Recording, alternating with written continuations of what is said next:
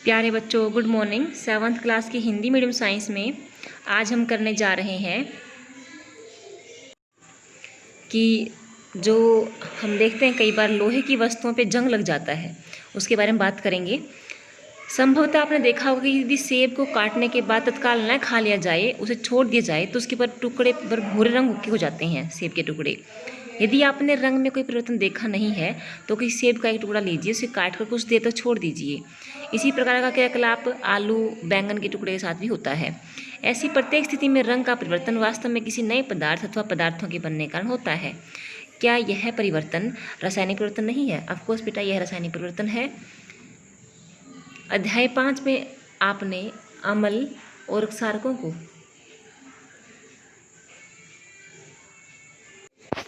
अध्याय 5 में आपने अम्ल और क्षारकों को परस्पर मिलाकर उदासीन किया था। क्या उदासीनीकरण की विक्रिया रासायनिक परिवर्तन है? लोहे में जंग लगना देखते हैं। आइए हम जंग लगने की घटना पर पुनः विचार करते हैं। यह एक ऐसा परिवर्तन है जो लोहे की वस्तुओं को प्रभावित करता है और धीरे धीरे उन्हें नष्ट कर देता है। चूँकि लोहे का उपयोग सेतु यानी कि पुल, ब्रिज चूँकि लोहे का प्रयोग सेतु, जहाज, कार, ट्रक आदि का ढांचा बनाने और अन्य कई वस्तुओं को बनाने में किया जाता है, अतः जंग लगने के कारण होने वाली आर्थिक हानि बहुत अधिक है। ठीक है ना बेटा? यानी कि हमारे देश में, किसी भी देश में मान लीजिए लोहे के जहाज, समुद्री जहाज और ये सेतु, पुल पानी के अंदर बनाए जाते हैं, जो ट्रक आदि बनाने में, कार आदि बनाने में किया जाता है, तो लोहे के जंग लगने के कारण बहुत अधिक हानि होती है। जंग लगने की प्रक्रिया को निम्नलिखित समीकरण द्वारा दिखाया जा सकता है। देखो, लोहा Fe प्लस ऑक्सीजन वायु से मिलती है और जल वायुमंडल में होता है, ये जल वाष्पों के रूप में, और तो क्या बनता है? जंग। क्या बोलते हैं इसको? आयरन ऑक्साइड या Fe2O3। ठीक है बेटा, फेरस ऑक्साइड। जंग लगने के लिए ऑक्सीजन और जल दोनों की उपस्थिति अनिवार्य है। वास्तव में यदि वायु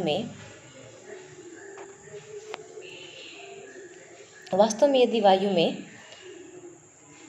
कोई भी वास्तव में यदि वायु में नमी है, आर्द्रता अधिक है, तो जंग जल्दी लगती है। ठीक है ना? तो देखो बेटा, क्योंकि बेटा जंग लगने की, जैसे कि ये लिखा है ना, वास्तव में मेरी सहेली रीता सदैव लोहे की वस्तु में जंग लगने की शिकायत करती है, क्योंकि वह समुद्र के तट के निकट रहती है। समुद्र तट के निकट रहने से क्या होता है बेटा? मौसम में नमी होती है, और नमी के कारण क्या होता है? जंग लगता है। अब यदि नमी जहाँ पर ज़्यादा होगी तो वहीं पर जंग ज़्यादा लगेगा ना। ठीक है ना?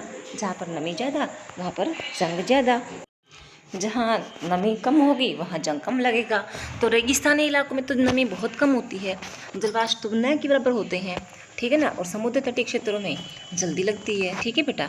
हम जंग लगने से कैसे रोक सकते हैं? लोहे की वस्तु में से ना एक चीज़ को पास मत आने दो, या तो जल को या वायु को। ठीक है ना? दोनों को रोक लो, अच्छी बात है। तो संपर्क में आने से बचाकर ही ऐसा कर सकते हैं। देखो, वायु को तो बेटा हटा नहीं सकते कहीं से भी, जल को हटा सकते हैं ना। इसका एक सरल उपाय है उन पर पेंट करना अथवा ग्रीस की वह चढ़ाना। वास्तव में लोहे की सभी वस्तुओं पर नियमित रूप से पेंट अथवा ग्रीस की परत चढ़ाते रहना चाहिए। जब वो उतर जाए परत, दूसरी लगा दी, वो उतर जाए, दूसरी लगा दी। ठीक है? एक अन्य उपाय है लोहे के ऊपर क्रोमियम अथवा जस्ता, जिंक जैसे किसी धातु की परत चढ़ाना। लोहे पर जिंक की परत चढ़ाने का प्रक्रम यशद लेपन कहलाता है। ठीक है ना? लोहे पर जिंक की परत चढ़ाना यशद लेपन, या इंग्लिश में इसको गैल्वेनाइजेशन कहते हैं। अपने घरों में पानी की आपूर्ति के लिए उपयोग होने वाले लोहे की जो टूटियाँ होती हैं, पाइप होती हैं, वो यशद लेपित होती हैं, जिससे उन्हें जंग नहीं लगता। क्या आप जानते हैं कि पानी के जहाज लोहे के बने होते हैं? उनका एक भाग हमेशा पानी में डूबा रहता है। पानी के ऊपरी भाग पर भी जल की बूंदें गिरती रहती हैं। यही नहीं, समुद्र के पानी में अनेक लवण भी पाए जाते हैं। लवण युक्त जल जंग लगने के प्रक्रम की दर को बढ़ा देता है। अतः जहाज़ों पर पेंट करने के बाद भी उन्हें जंग लगने से काफ़ी क्षति होती है।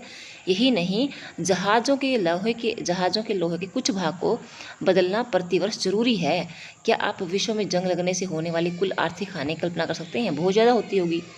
आगे है स्टेनलेस स्टील के जो बर्तन हम इस्तेमाल करते हैं ना, लोहे में कार्बन और क्रोमियम, निकेल तथा मैग्नीज जैसे धातुओं को मिलाकर बनाया जाता है। जो स्टेनलेस स्टील है ना बेटा, स्टील, लोहे में कार्बन मिला दो, क्रोमियम, निकल, मैग्नीज, वो बढ़िया क्वालिटी का होता है। ठीक है बेटा? तो इस प्रकार से स्टेनलेस स्टील कहलाता है, जिनकी लोहे की मात्रा कितनी है, कार्बन है, या कार्बन की जगह क्रोमियम मिलाया है, निकल मिलाया है। कार्बन वाला जो स्टील होता है ना बेटा, बहुत सस्ता होता है। क्रिस्टलीकरण। कक्षा 6 में आपने पढ़ा था कि साधारण नमक को समुद्र जल के वाष्पन द्वारा प्राप्त किया जा सकता है। इस प्रकार प्राप्त होने वाले नमक शुद्ध नहीं होता है, ठीक है ना बेटा, और उसके क्रिस्टल छोटे होते हैं। इस प्रकार प्राप्त नमक के क्रिस्टलों के आकार को स्पष्ट रूप से नहीं देखा जा सकता, क्योंकि बेटा पानी तो भाप बन के उड़ गया है ना, नमक भी रह गया, और साथ में जो और भी कुछ अशुद्धियाँ थी जो पानी के साथ नहीं उड़ी तो रह गई नमक के साथ, तो उनको कैसे प्राप्त करेंगे। तथापि किसी पदार्थ की शुद्ध तथा बड़ी आमाप के क्रिस्टल उनके विलयन से प्राप्त किए जा सकते हैं, बड़े बड़े क्रिस्टल, ठीक है बेटा, शुद्ध और बड़े। यह प्रक्रिया क्रिस्टलीकरण कहलाती है। यह भौतिक परिवर्तन का एक उदाहरण है। जैसे देखो, पहले तो किसमें था, पानी घुली अवस्था में था, वो फिर किस में आ गया, क्रिस्टल के रूप में आ गया। देखो क्या करना आपने, किसी बीकर में लगभग 1 कप जल लीजिए और उसमें तन्नो सल्फ्यूरिक अम्ल की कुछ बूंदें मिलाइए। जल को गर्म कीजिए। जब जल उबलना आरंभ कर दे तो धीरे धीरे इसमें कॉपर सल्फेट का चूर्ण मिलाइए, ठीक है बेटा। और कॉपर सल्फेट का चूर्ण मिलाना तब तक जारी रखें जब तक कि उसमें और कॉपर सल्फेट घुलना बंद न हो जाए, ठीक है बेटा। विलयन को फिल्टर पेपर की सहायता से छान लीजिए। इसे ठंडा होने दीजिए। जब विलयन ठंडा हो रहा हो तो उसे हिला डुलाकर या अन्य किसी प्रकार न छेड़ें। कुछ समय बाद विलयन को देखें, क्या आपको कॉपर सल्फेट के क्रिस्टल दिखाई देते हैं। यदि नहीं तो कुछ समय और प्रतीक्षा कीजिए। आपने भौतिक और रासायनिक परिवर्तनों के बारे में पढ़ा। अपने आसपास दिखाई देने वाले परिवर्तनों की पहचान भौतिक और रासायनिक रूप में परिवर्तनों के रूप में कीजिए। ये दिख रहे कॉपर सल्फेट के क्रिस्टल दिखाई हुए इसमें, ठीक है बेटा, नीचे दिखाई देंगे। आगे देखिए, ये लेसन हमारा ख़त्म हो चुका बेटा। इसी के साथ और अगले लेसन में फिर नए कंसेप्ट में फिर मिलेंगे। इसकी प्रमुख शोध मैंने करवा रखे हैं और क्वेश्चन आंसर भी आज ख़त्म हो जाएंगे, तो अपनी नोटबुक पूरी करनी है और सारे क्वेश्चन आंसर आपने लर्न करने हैं, ठीक है बेटा। इसी के साथ thank you and all the best.